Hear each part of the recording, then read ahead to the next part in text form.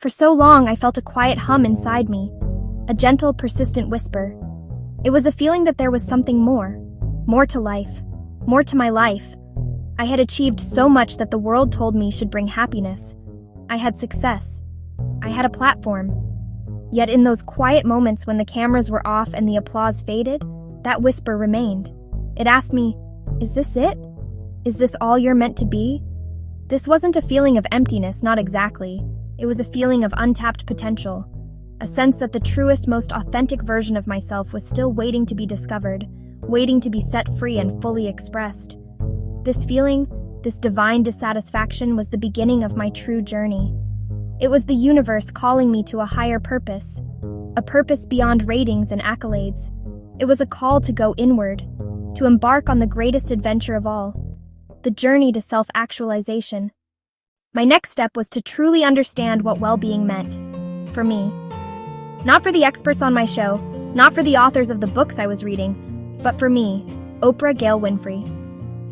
The world throws so many definitions of wellness at us. It's about green juice, a certain number on the scale, meditating for an hour every day.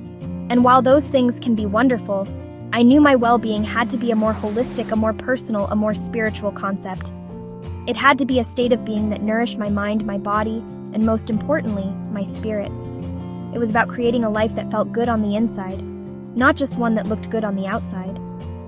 I began by taking inventory. I sat with a journal, my trusted friend, and I made lists. What brings me joy? What drains my energy? Who lifts me up?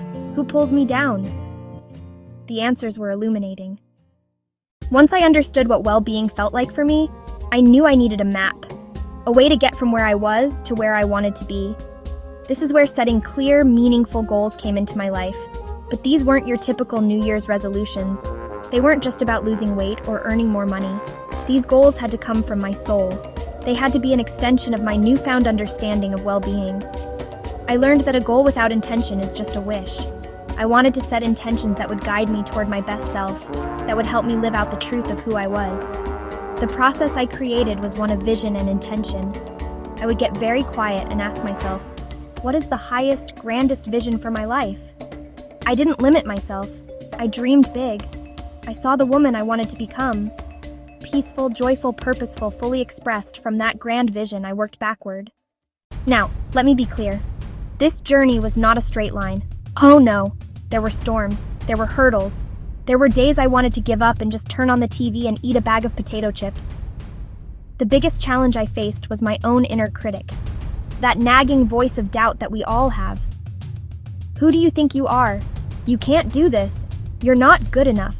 You're going to fail. This voice was loud and persistent. It fed on old fears and past mistakes. Overcoming this internal saboteur was one of the greatest battles of my journey.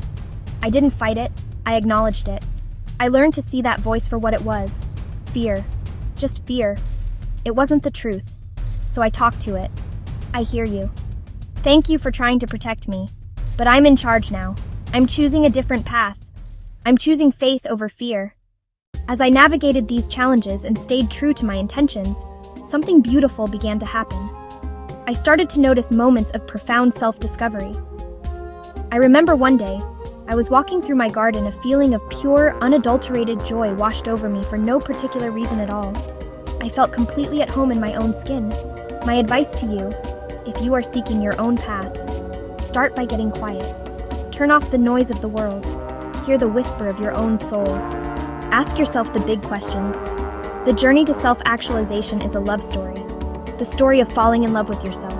Now go and let your own light shine.